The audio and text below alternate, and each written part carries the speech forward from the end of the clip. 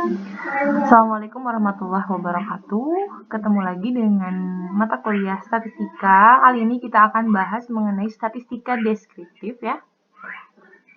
Oke, sorry. Nah, statistika deskriptif di sini yang akan Ibu bahas diantaranya nanti adalah ada statistika deskriptif ukuran pemusatan, kemudian ada statistika deskriptif ukuran letak dan ukuran penyebaran.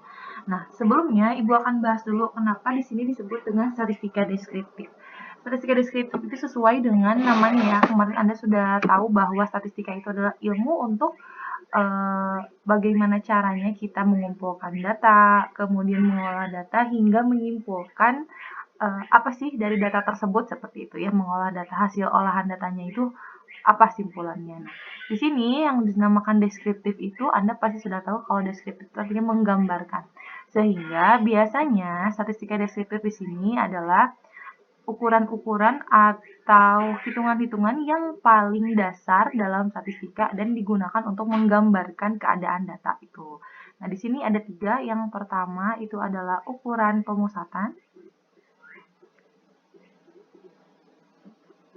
Kemudian nanti ada ukuran letak dan ukuran penyebaran. Nah, Ibu akan bahasnya sama ukuran penyebaran. Oke, nah ini. Kemudian yang ketiga tadi adalah ukuran letak ya. Nah, ukuran pemusatan itu ada apa aja? Ukuran pemusatan di sini ada rata-rata atau mean. Atau ada juga beberapa buku yang menyebutkan rata gitu ya. Nah, di sini simbolnya itu, simbolnya ada simbol untuk populasi, ada juga simbol untuk sampel gitu ya. Ada simbol untuk populasi, ada juga untuk sampel. Nah, apa itu populasi dan sampel? Anda juga sudah belajar kemarin ya, pekan lalu, bahwa populasi itu berarti himpunan semua data yang mungkin diambil sebagai data dari suatu kelompok tertentu gitu. Nah, sementara sampel itu bukan semuanya, hanya beberapa saja gitu ya. Oke, beberapa anggota dari populasi gitu. Nah, oke, kalau untuk populasi ini dia namanya adalah mu. Bukan M ya, ini suka salah pada nulisnya. Nah, seperti itu, mu. Ya, oke, Ibu akan ulangi nulisnya. Nulisnya itu adalah mu. Paket warna biru deh. Gitu. Sementara untuk sampel, ini rata-rata itu atau rata-rata atau mean itu simbolnya adalah X bar. Baik, kemudian nanti setelah rata-rata atau mean ada juga yang namanya modus. Apa sih modus itu? Modus itu adalah data yang paling banyak gitu ya, data yang paling sering muncul, yang frekuensinya paling banyak. Nah, modus itu untuk populasi itu sama sih ya, modus gitu ya. Ini juga modus. Nah, gitu. Bedanya hanya kalau ini M bener, kalau ini mu ya, beda. Kemudian ada juga median. Sorry. Median.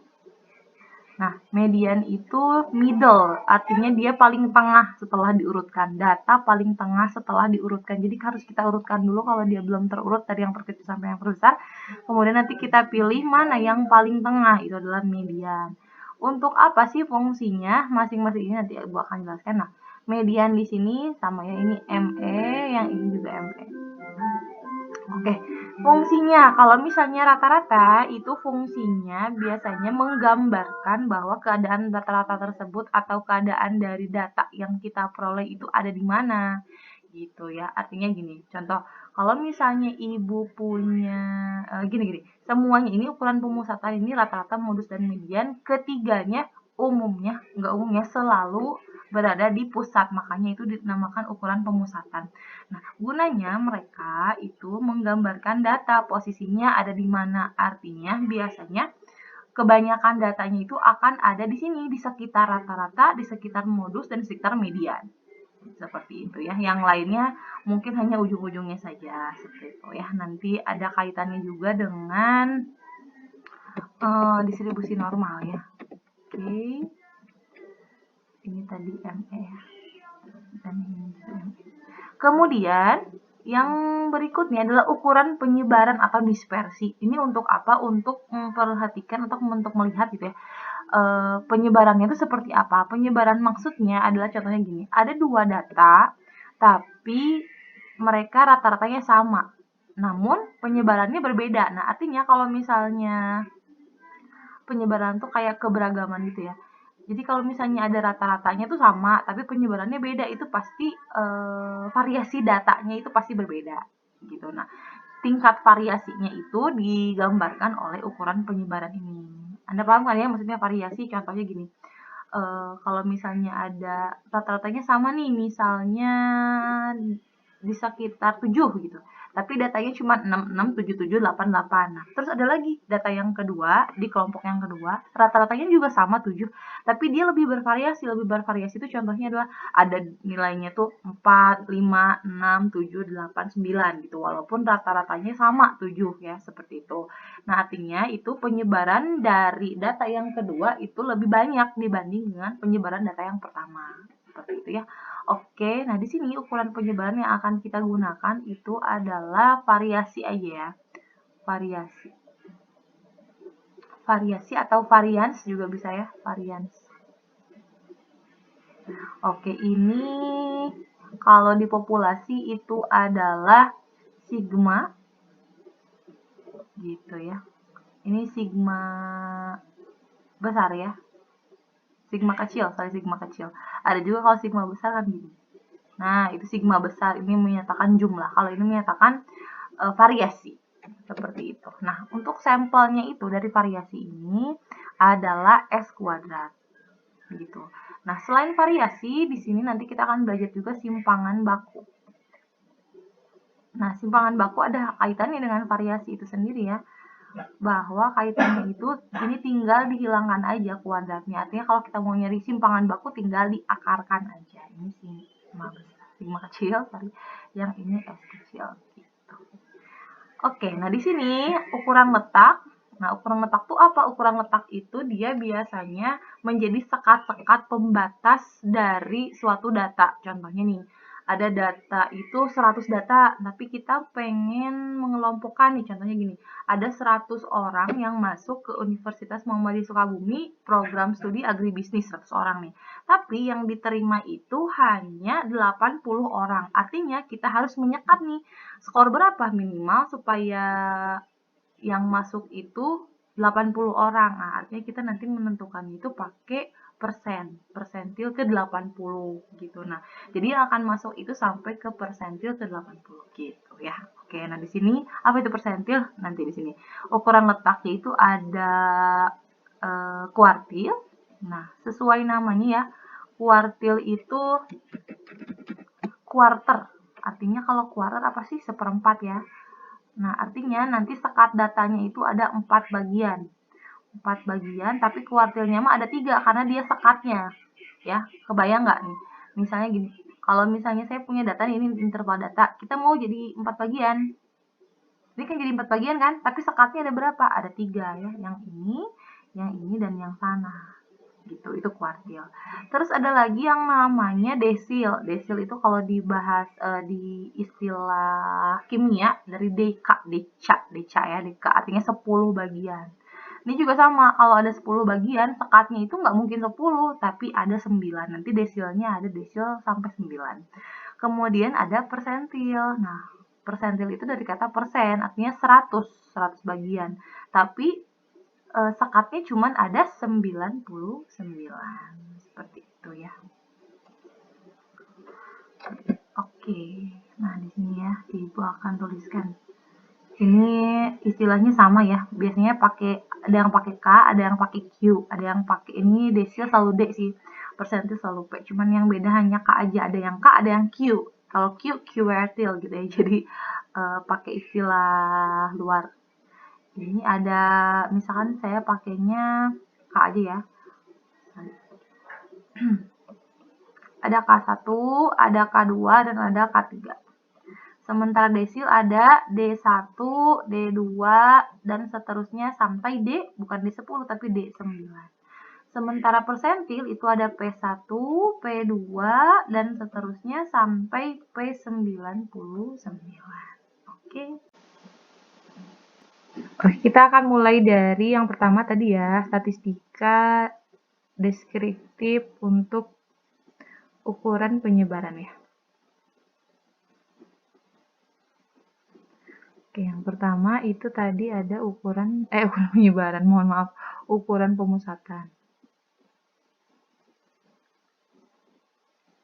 Nah, di sini yang pertama tadi itu adalah rata-rata ya,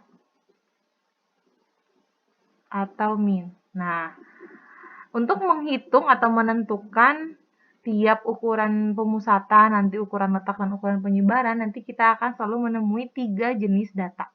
Yang pertama itu jenis datanya yakni data tunggal. Kemudian ada lagi data kelompok tunggal.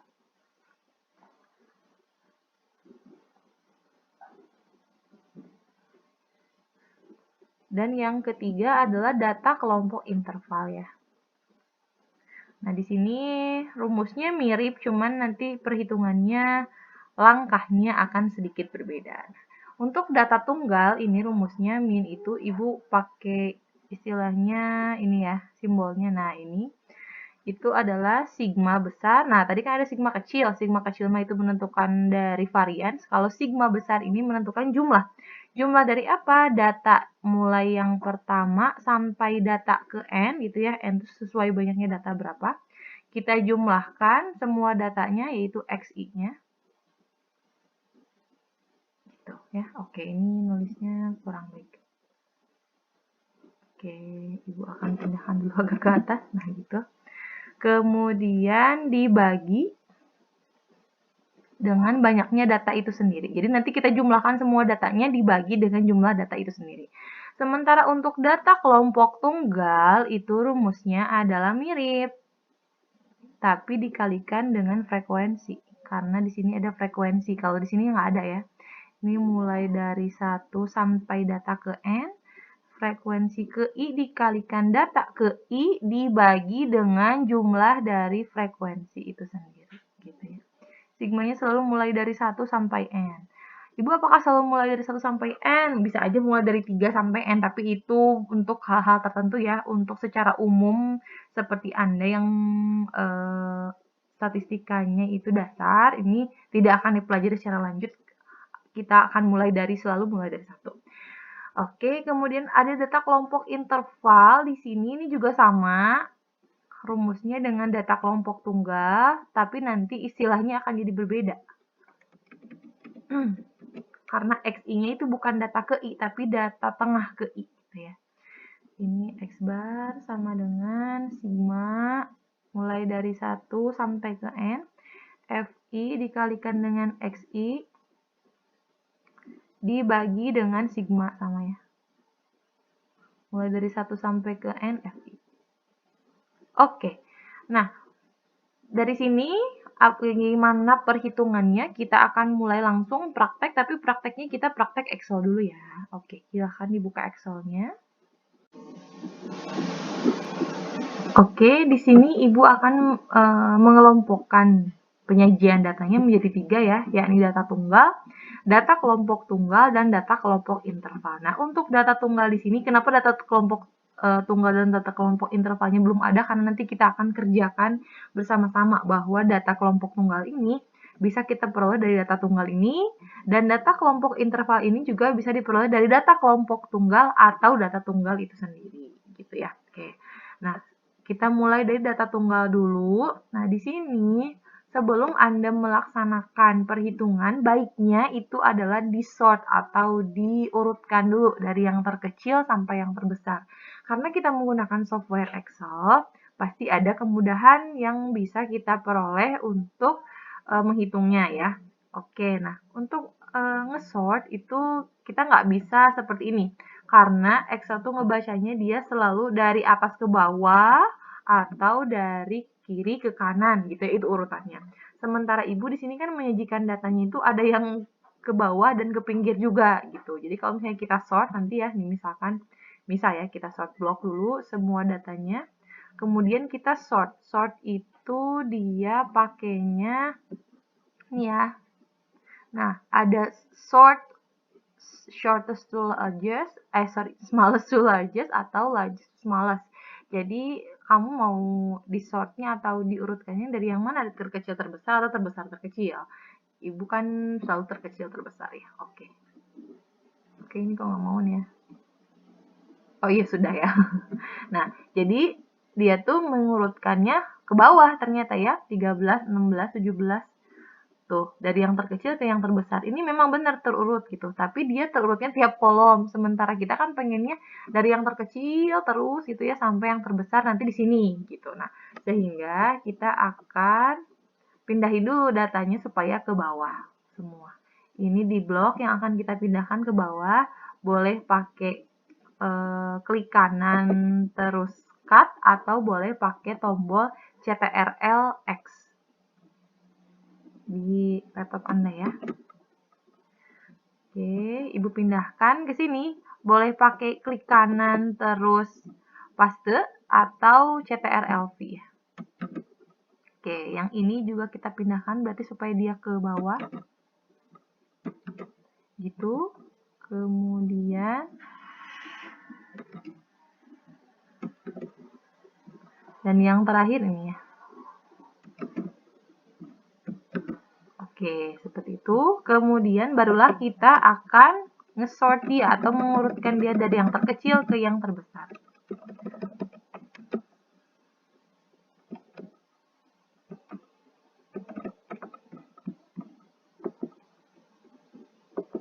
Nah, oke sudah. Kalau sudah, kita akan pindahkan lagi semuanya ke kanan ya. Oke, kita akan pindahkan dulu. Ini sampai berapa? Sampai 10-nya. Oke, sampai sini. Berarti di sini. Kita pilih 10-10, pindahkan ke sini ya. Gitu. Kenapa? Supaya lebih enak kelihatannya ya. Nah, ini adalah kelemahan dari data tunggal. Jadi kalau data tunggal bayangin nggak ini cuma 50, tapi bayangkan kalau misalnya ada 1000, Anda pasti pusing banget untuk melihat masing-masing datanya itu gitu ya. Apalagi kita harus mengurutkan walaupun dibantu oleh Excel. Tapi tingkat visibilitasnya itu sangat kurang gitu. Jadi kurang baik ya untuk disajikan dalam bentuk data tunggal. Tapi data tunggal itu memiliki keunggulannya itu adalah dia selalu akurat datanya. Artinya berarti kalau misalnya data kelompok tunggal itu nggak akurat, kalau data kelompok tunggal juga dia akurat, cuman yang satu lagi nanti data kelompok interval itu kurang akurat, walaupun visibilitas atau penyajiannya itu sangat bagus seperti itu. Jadi singkat banget tapi kurang baik gitu ya. Makanya kalau di matematika ada soal yang terdiri dari hanya beberapa kata itu berarti pasti sulit gitu. Tapi kalau misalnya datanya banyak banget, jelas gitu ya, datanya itu berarti bagus karena nanti kita langsung bisa menemukan jawabannya. Oke, nah di sini nah, sebetulnya diurutkan itu fungsinya untuk apa? Nanti fungsinya adalah saat menentukan median gitu ya. Untuk menentukan mediannya itu nanti kelihatan. Oke. Nah, di sini kita akan menentukan rata-ratanya. Ibu akan tuliskan dulu rumus-rumus dari data tunggal, data kelompok tunggal, dan data kelompok intervalnya ya. Oke. Baik, nah sekarang ini sudah Ibu tuliskan semua rumus-rumusnya, baik untuk jenis data tunggal, data kelompok tunggal, atau data kelompok interval ya. Kita mulai dulu dari yang ada datanya yang sudah jelas ini ya. Sehingga untuk menentukan X bar-nya itu sendiri gitu ya. Di sini boleh pakai min atau X bar karena di Excel itu agak sulit untuk menulis equation. Itu sama dengan, nah kita lihat, tadi di sini maksudnya apa? Dijumlahkan setiap data dari mulai ke 1 sampai ke N.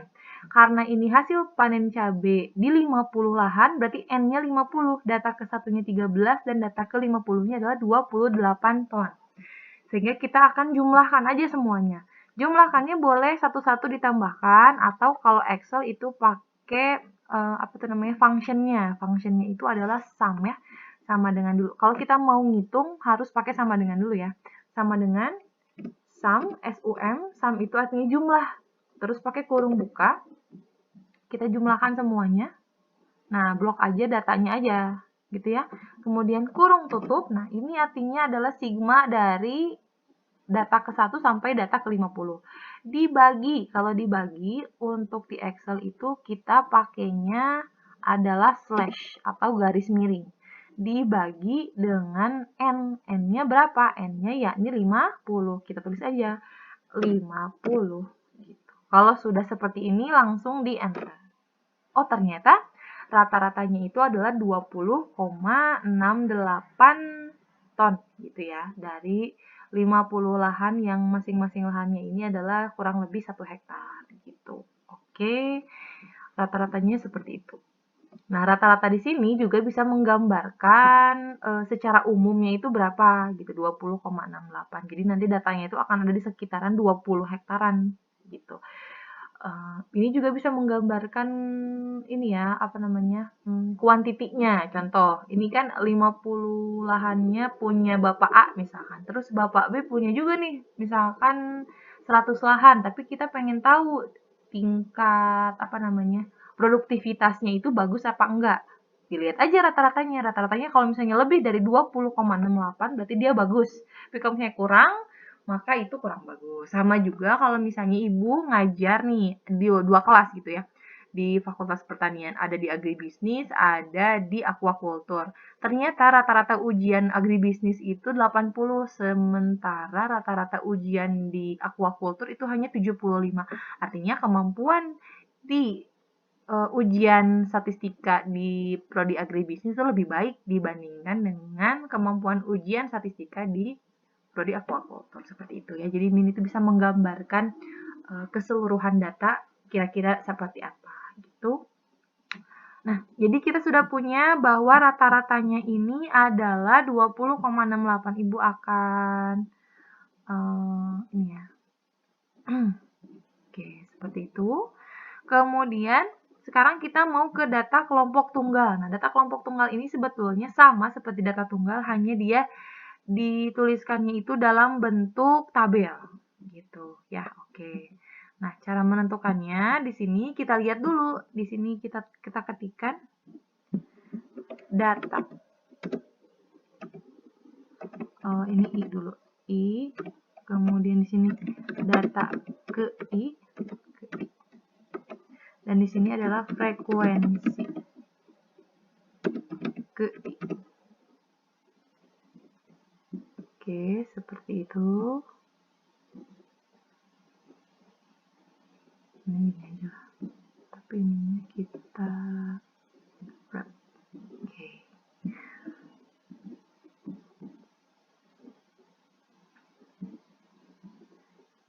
Oke, seperti itu. I-nya itu kita lihat ya. Nah, kita tuliskan dulu data ke I-nya. Data ke I-nya adalah yang paling kecil berapa? 13.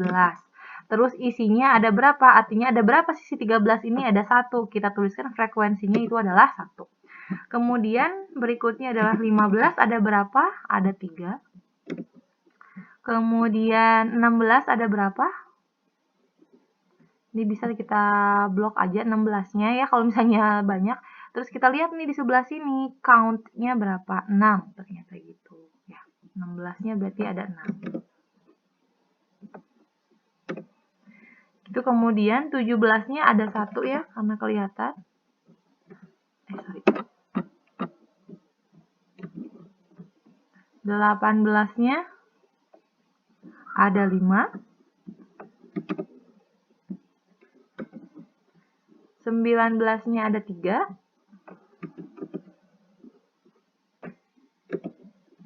Oke, 20-nya ini 1. 20-nya di sini ada 6 tambah 1 berarti 7. 20-nya ada 7. Kemudian 21-nya ada 2. 22-nya ada berapa nih? 4 ya. 24-nya ada 2. Terus 25-nya ada 6 ya. Oke. 27-nya ada 4. dan 28-nya ada 2. Oke, untuk mengecek bahwa kita sudah benar nggak inputannya, kita lihat dulu jumlah frekuensinya berarti harus 50 karena datanya ada 50. Untuk menentukannya kita pakai sum lagi, sama dengan sum frekuensinya semua dijumlahkan. Oh, sorry. Sama dengan sum kurung buka ya.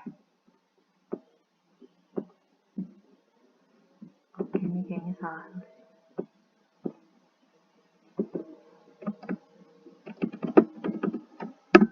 Oke. Nah, ini hanya 46 ternyata. Ini kok bisa? Kita lihat lagi ya. 13-nya 1, 15-nya 3, 16-nya 6, 17-nya 1, 18-nya ada 5, 19-nya ada 3, 20-nya ada 7. 20-nya ada 7 benar. Oh, ini nih 21-nya ada 6. Kok ada 2? 21-nya yang ada 6 ya, kelewat. Mohon maaf.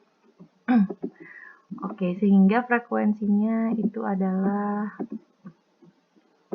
50 ya. Kita lihat jumlah. Nah, di sini kita lihat aja 1, 2, 3, 4, 5, 6, 7, 8, 9, 10, 11, 12, 13. Nah, di sini 13 di sini bukan menunjukkan data ke itunya, bukan ya, tapi namanya urutannya gitu ya, urutannya. Jadi ini bukan data, tapi urutan ke. Oke, ini kita wrap teks dulu biar lebih bagus. Oke. Sehingga ada 13 urutan atau 13 jenis data dimulai dari 13 sampai 28 dan jumlahnya 50, frekuensinya sudah kita tulis. Oke, kemudian kita mau menentukan rata-ratanya nih. Nah, ini disebut dengan tabel distribusi frekuensi tunggal atau data kelompok tunggal gitu ya. Oke, kita akan kasih tabel di sini pakai all borders aja. Oke, seperti itu.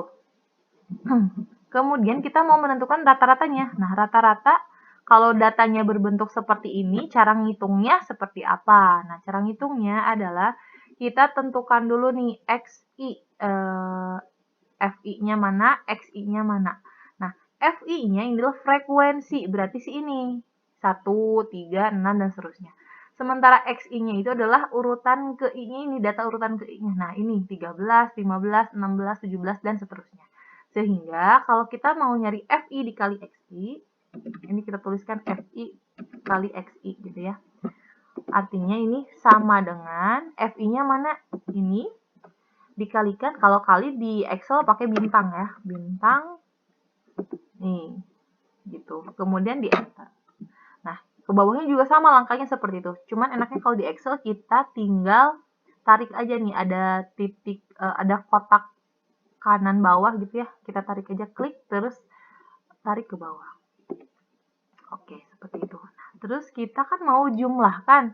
Jumlah itu pakai sum. Nah, enaknya kalau di Excel kita, karena ini 50 juga tadi pakai sum, kita tinggal tarik aja si kotaknya ke kanan. Oh, ternyata jumlahnya adalah 1034.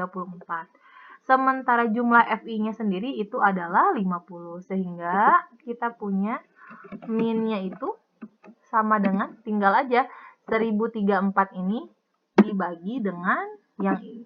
Gitu, enter ya. 20,68. Ternyata hasilnya sama seperti yang tadi. Gitu ya. Bu, kayaknya ini lebih ribet daripada yang ini. Betul, tapi kan lihat ya, datanya ini lebih enak dilihat gitu tuh. Oh, bahwa keempat tuh ada 17. Sementara ini kan keempatnya mana ya? Kita harus menunjuk, oh data keempat 1, 2, 3, 4 gitu kan, agak ribet. Gitu. Kalau ini enak. Langsung aja. Gitu. Oke. Oke, untuk ke data frekuensi interval atau data kelompok interval gitu ya, kita akan menggunakan aturan Sturges dulu ya. Aturan Sturges ini digunakan untuk nanti perhitungan statistika deskriptifnya itu supaya menjadi lebih akurat dibandingkan dengan kalau kita mengelompokkan datanya secara asal gitu ya. Ini aturan Sturges. Oke, yang namanya aturan nanti ada beberapa angka-angka yang itu dapetnya dari mana? Yang namanya juga aturan ya, artinya itu sudah harus segitu. Oke. Yang pertama aturan stadius ini yakni kita akan menentukan dulu kelasnya. Ada berapa kelasnya? Kelasnya itu artinya nanti ada berapa baris gitu ya, ada berapa baris dari datanya itu. Gitu. Oke, ada berapa kelompok. Oke, nah yang pertama kita akan menentukan kelasnya dulu. Banyaknya kelas, menentukan banyaknya kelas.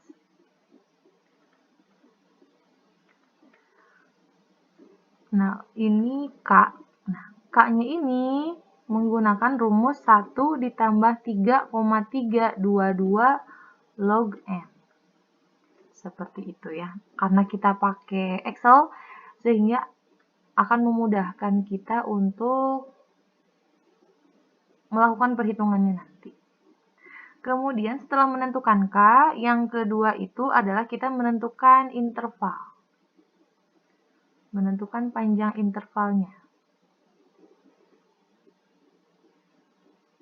Atau kita singkat dengan I. I-nya ini adalah R dibagi dengan K. Oke, ini ada N ya. N-nya harusnya N kecil. Sorry. Apa bedanya N besar sama N kecil? Kalau N besar itu untuk populasi, kalau tadi kan Ibu bilangnya sudah jelas bahwa kita selalu sampling, jadi pakainya N kecil. N-nya itu adalah banyaknya data ya. Oke, nah di sini I-nya itu rumusnya adalah R dibagi dengan K. Sementara R-nya itu adalah maksimum dikurangi minimum dibagi dengan K. Gitu ya, oke. K-nya apa? K-nya yang tadi, yang langkah pertama. Jadi maksimumnya apa? Nilai yang paling besar. Minimumnya berarti nilai yang paling kecil atau data yang paling kecil gitu ya. Kemudian setelah itu baru kita bisa menentukan nanti tabelnya itu seperti apa. Oke. Supaya lebih paham lagi, maka kita langsung praktek ya. Baik, untuk menentukan tadi tabelnya akan jadi seperti apa, maka kita harus pakai aturan stadiusnya dulu ya. Ketik dulu. Nanti tadi kita menemukan bahwa N, ada N ya. N-nya itu apa? N-nya adalah banyaknya data. Di sini 50 lahan berarti N-nya ada 50. Nanti. Kemudian yang harus kita cari itu tadi adalah banyaknya kelas ya. Banyak kelas itu ini nih. Kalau ini kan kelasnya ada 13, berarti kita harus menentukan di sini belum tentu 13 ya. K-nya itu pakai rumus tadi 1 ditambah, boleh pakai kurung buka, boleh enggak juga, 322 dikalikan dengan log N ya gitu. Lognya itu berarti N-nya 50, log 50. Gitu. Nah, jangan lupa tadi gue lupa di sini pakai sama dengan enter. Nah, di sini hasilnya adalah 6,64. Sehingga K-nya boleh Anda pilih antara 6 atau 7. Gitu ya. Boleh dibulatkan ke bawah, boleh dibulatkan ke atas. Kalau Ibu misalnya mau pakai pembulatannya ke bawah aja, kita bulatkan menjadi 6. Oke, seperti itu. Kemudian setelah K, kita akan menentukan I atau intervalnya berapa. Ini tuh I itu rumusnya adalah tadi R dibagi K. R-nya itu nilai maksimum dikurangi nilai minimum dibagi dengan KA-nya 6 ya. Oke, berarti kita pakai kurung buka, sama dengan dulu kurung buka. Maksimumnya berapa tadi? Maksimumnya adalah 28. Disorot aja gitu ya. Sorot sama dengan ini, oke. Dikurangi yang minimumnya 13. Kurung tutup. Ya, di sini kurung tutup dibagi dengan K-nya 6. 2,5. Nah, 2,5 ini Anda juga boleh pilih yang mana aja. Boleh pilih yang 2, boleh pilih yang 5. Gitu ya. Oke, kalau Ibu misalnya di sini 2,5, Ibu pilihnya 3. Dibulatkannya gitu ya. Oke. Seperti itu. Kemudian, baru sekarang kita mau ada ini ya. Menentukan tabelnya itu seperti apa. Oke, di sini I-nya akan ada 6, 1, 2, 3, 4, 5, 6. Artinya ada berapa panjang kelasnya? Ada berapa? Ada 6 kelas gitu ya. Kemudian urutan ke I-nya siapa aja urutan ke I-nya? Nah, di sini yang menjadi jiwa dari data kelompok interval. Oke, minimumnya berapa? 13 ya. Kita tulis dulu 13. Karena ini namanya interval, artinya dia akan kita bentuk menjadi bentuk interval. Nah, di sini ada I yang belum kita pakai. I di sini maksudnya adalah kalau 13 ada 3 data, artinya berapa aja? 13, 14, dan 15. Berarti 13 sampai 15 gitu ya. Kemudian lanjut lagi 16 sampai 18. Lanjut lagi 19 sampai 21. 22 sampai 24. Kemudian 25 sampai 27 berarti ya. Dan yang terakhir 28 sampai 30. Gitu ya. Nah, untuk ngeceknya, I-nya kan 3, berarti ini tiap yang bawahnya itu harus loncat 3, 13 ke 16. Terus tambah 3 lagi 19, tambah 3 lagi 22, tambah 3 lagi 25, tambah 3 lagi 28. Sudah ya. Nah, Anda boleh lihat bahwa semua data ini pasti masuk ke semua interval yang ada di kelas ini. Gitu. Baru di sini kita tuliskan frekuensinya. Frekuensi ke I-nya. Nah, di sini kita tulis 13 sampai 15 ada berapa? Kita tulis aja dari sini ya. 13 sampai 15 berarti 1 tambah 3 ada 4. 16 sampai 18 berarti dari sini sampai sini ya. Sorry, ini sampai sini. Nah, kita blok aja si frekuensinya. Terus kita lihat di sini sum-nya berapa? 12. 19 sampai 21. 19 sampai 21. Sum-nya 16. Kemudian 22 sampai 24. Sum-nya adalah 6 ya. Kemudian 25 sampai 27 sum-nya adalah 10. 28 sampai 30 di sini hanya 2 ya. Oke, seperti itu. Nah, untuk ngecek seperti biasa, kita akan ngecek frekuensinya. Takutnya nanti ada data yang nggak kehitung, bisa kita cek. Sama dengan sum dari frekuensinya kita blok semua, enter 50. Kalau udah 50 berarti semua pasti sudah terhitung. Gitu. Ini adalah data kelompok interval yang sudah kita buat dari data kelompok tunggal atau data tunggal. Gitu ya. Oke. Bisa kita lihat ya bahwa data kelompok tunggal dibandingkan data kelompok interval itu lebih enak dilihat yang ini kan ya dibanding yang ini. Ini kan masih sedikit lah. Bayangkan kalau misalnya nanti I-nya itu ada banyak. Ada misalkan 200 tetap aja kan. Bilangan atau angka yang banyak itu kelihatannya nggak visibilitasnya kurang gitu. Sementara ini kan ringkas banget gitu ya. Oke, berikutnya kita akan menentukan nih rata-ratanya berapa. Nanti jangan kaget kalau misalnya Anda hasilnya itu tidak sama dengan sebelum-sebelumnya. Kalau ini kan sama. Kalau ini belum tentu sama. Kenapa? Karena yang namanya interval itu ada taksirannya. Gitu ya. Tapi taksiran tersebut, karena kita sudah pakai aturan Sturges, tidak akan terlalu jauh dibandingkan dengan hasil aslinya. Gitu ya. Oke, nah di sini rumusnya adalah sigma FIXI dibagi dengan sigma FI. FI-nya sudah jelas frekuensi, tapi pada saat XI-nya yang mana? Kan kita bingung, 13 sampai 15 yang mana? Nah, sehingga kita akan tambahkan kolom baru yang disebut dengan XI. XI di sini maksudnya adalah data tengahnya. Jadi 13 sampai 15 tengah-tengahnya berapa? Ya 14 gitu ya. Kalau mau lebih akurat boleh caranya gini. 13 tambah 15 itu berarti 28 dibagi 2, 14. Gitu ya.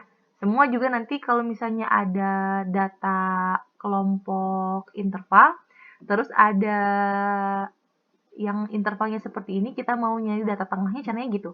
Batas bawah tambah batas atas dibagi 2. Berarti ini hasilnya adalah 17. Oke. Kalau mau lebih gampang lagi daripada seperti itu, kan kita udah menentukan yang pertama tadi 14.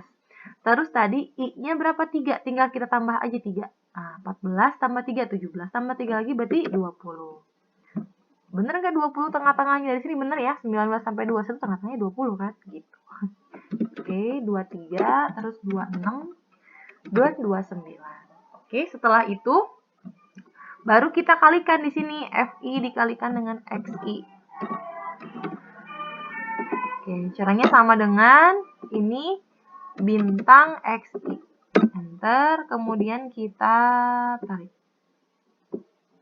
Oke, terus kita tarik untuk menentukan jumlahnya. Oke, tapi jumlah yang XI tidak diperhitungkan ya, karena nggak ada di rumus tuh. Sigma XI mah adanya FI kali XI. Sigma FI kali X itu yang mana? Berarti jumlah FI XI yaitu 1036. Sehingga kita punya minnya itu sama dengan 1036 dibagi dengan 50. 20,72. Nah, ini hasilnya ternyata sedikit berbeda dengan hasil di data tunggal ya. Karena tadi Ibu bilang bahwa ini yang namanya interval itu taksiran. Artinya kan 13 sampai 15 kita tuh nggak tahu si 13-nya ada berapa, 14-nya ada berapa, 15-nya ada berapa. Pokoknya yang ada di interval ini ada 4 gitu ya. Bu, saya tahu Bu, di sini kan udah jelas. Iya. Kalau ini kan kita punya dua-duanya datanya, tapi kalau misalnya nanti gitu ada suatu penyajian data, kan si pembaca nggak tahu karena dia hanya melihat data ini aja, nggak melihat data yang sebenarnya itu seperti apa gitu. Tapi hasil minnya walaupun berbeda itu tidak jauh karena kita sudah menggunakan aturan Stargest ini ya. Oke, jadi insya Allah akan aman. Oke, seperti itu ya. Baik, berikutnya kita akan lanjut ke statistika deskriptifnya yaitu modus dan median. Tapi kita lihat dulu rumusnya seperti apa. Oke, kita akan lanjut. Tadi baru rata-rata, yang kedua atau min gitu ya. Yang kedua kita akan menentukan modus. Modus ini adalah data, kalau Anda sih taunya yang sering muncul gitu ya. Tapi kalau dari kalimat statistiknya sih bukan ini, tapi data dengan frekuensi yang paling banyak, frekuensi tertinggi, terbanyak gitu ya. Oke, untuk data tunggal dan data kelompok tunggal ya, data kelompok tunggal. Ini keduanya tinggal dilihat aja, lihat frekuensi terbanyak. Yang mana itu ya. Sementara untuk data kelompok interval itu caranya adalah kita pakai rumus modusnya. Modusnya pakai rumus yakni batas bawah, interval batas bawah, ditambah panjang kelasnya, panjang kelas interval, gitu ya. Kemudian dikalikan dengan D1 per D1 ditambah D2. Oke, Ibu tulis dulu ya, ini keterangannya. Keterangannya yakni modul MO-nya sama dengan modus. Terus B-nya ini adalah batas bawah. Tapi batas bawahnya harus dikurangi dari tengah-tengah gitu. Batas bawah tapi tengah-tengah. Kemudian D1 ini adalah selisih frekuensi kelas modus dengan sebelumnya, dengan before. Sementara D2 itu selisih frekuensi kelas modus dengan setelahnya. Gitu ya. Oke, nah ini kita akan langsung praktek. Oke, nah tadi untuk data tunggal dan data kelompok tunggal kita hanya langsung melihat frekuensinya yang paling banyak mana. Nah ini nih kelemahan dari data tunggal. Kita nggak tahu mana yang frekuensinya kira-kira paling banyak ya. Nah jadi kita bisa lihat aja kira-kira yang banyak mana. Kayaknya sih 20 ya. 20 ini ada, ini kan 6, 7. Oke, kayaknya sih 20. Kita bandingkan dengan data kelompok tunggal. Nah, enaknya kalau data kelompok tunggal langsung kelihatan frekuensi yang paling banyak mana. Oh, ini. Berarti si 20 adalah modusnya gitu. Sekarang kita tulis ini ya. Modusnya itu adalah 20 gitu. Ingat modusnya itu datanya ya, bukan frekuensinya. Datanya, frekuensinya hanya ancang-ancang aja mana yang akan kita pilih gitu. Ini kan ya. Oke, Ibu akan tandai. Udah aja ya 20 karena si frekuensinya tuh paling banyak. Ini juga sama, modusnya adalah 20 karena yang paling banyak. Kalau ini gampang untuk menentukan modus, tapi pada saat tabel distribusi atau data kelompok interval, ini kita harus pakai rumus. Nah, Ibu sudah tulis rumusnya di sini. Untuk menentukan modusnya itu adalah B tambah I kali D1 per D1 tambah D2. Oke, kita tentukan dulu masing-masing ya, B-nya berapa dan lain-lain. Oke, kita tentukan dulu. Berarti di sini ada B, ada I, kemudian ada D1 sama D2. Oke, B itu apa? Nah, awalnya selalu kita lihat dulu frekuensinya yang paling banyak mana. Kita tandai, oh ini kan 16 ya. Berarti kita tandai bahwa dia itu kayaknya akan jadi modus, gitu, calon modus. Kita tandai dulu. Orange ini deh. Oke. Setelah kita tandai, kita tentukan B-nya. B-nya itu adalah batas bawah dari data. Nah, ini kan batas bawahnya 19, artinya 19 akan jadi batas bawah. Tapi, di sini harus ada aturan supaya meningkatkan keakuratan, si 19-nya itu harus dikurangi 0,5. Kenapa? Karena 19 sama data sebelumnya ini 18 ya. Tengah-tengahnya berapa? Yaitu 18,5. Sama aja seperti 19 dikurangi 0,5. Jadi di sini B-nya adalah 19 kan tadi ya. 19 dikurangi 0,5 atau kita tulis 18,5. Itu. Kemudian panjang intervalnya kan tadi ya sesuai aturan Sarjisnya kita 3. Berarti I-nya 3. I-nya 3. Kemudian D1 itu tadi apa? Selisih frekuensi kelas modus sama before. Berarti 16 sama 12 selisihnya berapa? 4. Selisih tahu kan ya, tinggal dikurangi. Kalau D2 itu kita menetapkan selisih frekuensi kelas modus dengan after. Berarti setelahnya 6. Berarti 16 sama 6 selisihnya adalah 10. Itu. Kemudian baru kita pakai rumusnya modus sama dengan B. B-nya kita udah tahu ini. Gitu, ditambah dengan I. Nah, ini bagusnya pakai kurung buka aja dulu. I 3 dikali bintang, kurung buka lagi karena di rumusnya juga ada kurung buka. D1 ini dibagi gitu ya. Kurung buka lagi D1 tambah D2. Kurung tutup. Nah, kurung tutupnya berapa kali nih? 2 kali lagi kayaknya. Oke. Enter. Ternyata modusnya adalah 19,36. Ini kan deket ya sama 20 gitu. Jadi tetap aja kalau hasil perhitungan untuk data kelompok interval selalu meleset, tapi melesetnya nggak pernah jauh-jauh. Nah, di statistika itu istilahnya adalah tidak berbeda signifikan gitu. Artinya nggak beda jauh gitu ya kalau di istilah statistika. Itu tentang modus. Terakhir kita akan bahas tentang median sebentar. Oke, yang ketiga di sini ada median ya. Median ini adalah data paling tengah setelah diurutkan. Makanya tadi untung kita sudah mengurutkan dari yang terkecil ke yang terbesar. Data paling tengah setelah diurutkan.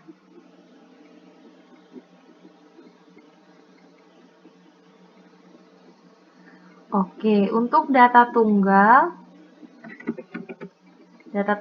dan data kelompok tunggal, ini tinggal kita lihat aja yang paling tengah. Gitu ya. Tapi kalau misalnya untuk data kelompok interval, ini pakai rumus. Rumusnya itu adalah sama B plus I Nah, cuma di sininya kali N per 2, N-nya tadi jumlah sampelnya ya, jumlah datanya, dikurangi F besar per F kecil. Oke, di sini Ibu akan kasih keterangan. Ini udah jelas, median B sama I-nya udah tahu ya. Tinggal N-nya ini adalah banyaknya data. Kemudian ada F besar ini frekuensi kumulatif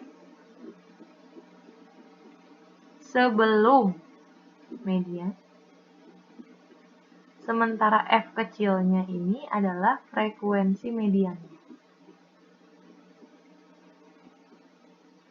Oke, berikutnya kita akan praktek ya.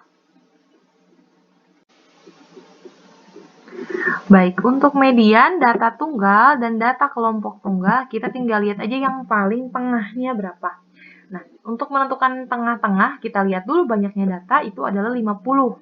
Berarti tengah-tengahnya berapa? Tinggal 50 dibagi 2 ya, 25. Berarti antara 25 dan 26, karena mereka genap.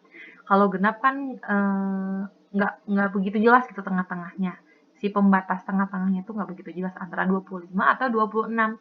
Sehingga caranya tinggal data ke 25 ditambah data ke 26 dibagi 2. Mana sih data ke 25 tuh ini kan 10, 20.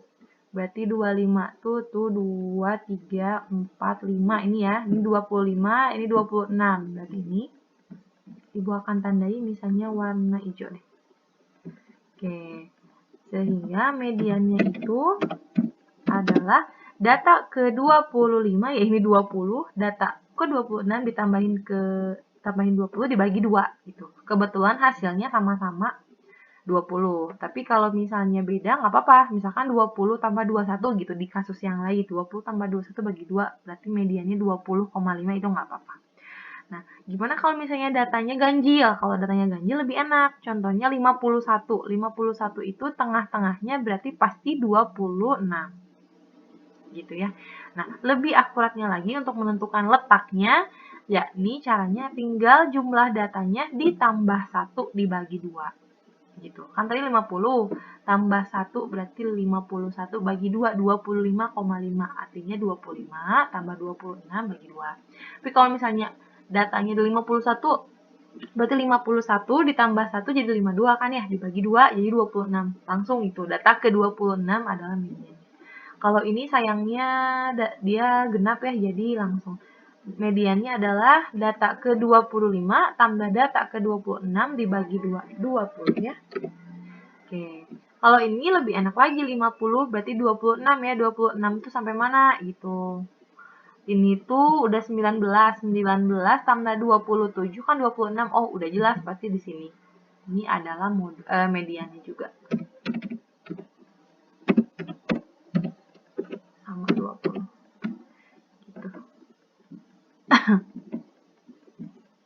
Oke.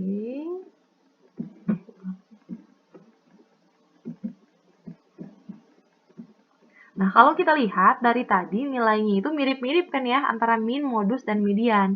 Artinya mereka itu benar-benar ada di pusat, makanya disebut dengan ukuran pemusatan. Nah, untuk TDF atau data kelompok interval untuk menentukan mediannya agak ribet nih, karena kita kan nggak punya data puguhnya ya. Nah, kita harus menentukan dulu mediannya tengah-tengahnya berapa. Tengah-tengahnya adalah 25. Ini 4 tambah 12 kan baru 16. Berarti 25 pasti ada di sini juga kan. Nah, Ibu akan tandai lagi. Ini warna hijau juga. Maka untuk median B, I, sama F kecilnya harus kita tentukan. Ada B, ada I, ada N, ada F besar, ada F kecil. B-nya berapa? B-nya kita lihat dulu yang ditandai tadi.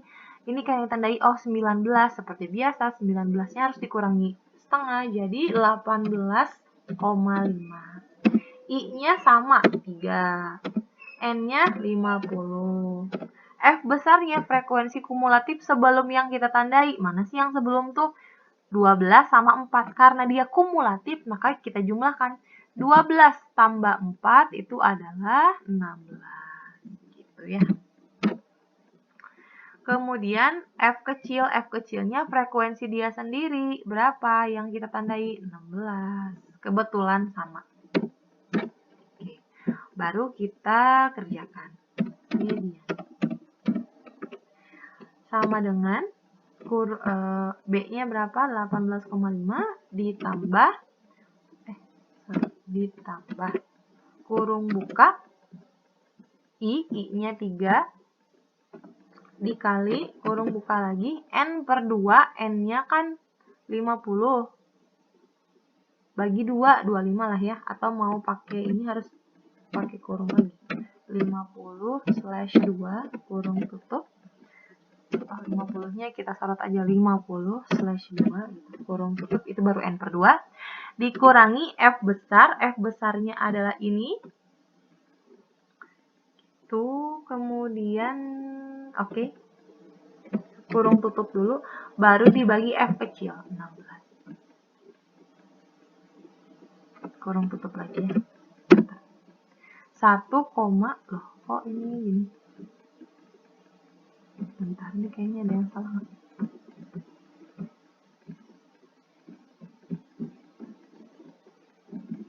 Sebentar ya.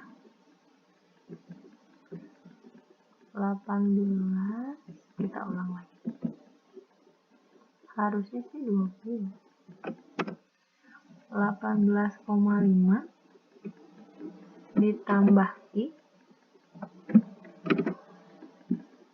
dikali kurung buka ini per 2 kurung tutup. Oh, ininya kurang kurung. Oke, dikurangi F besar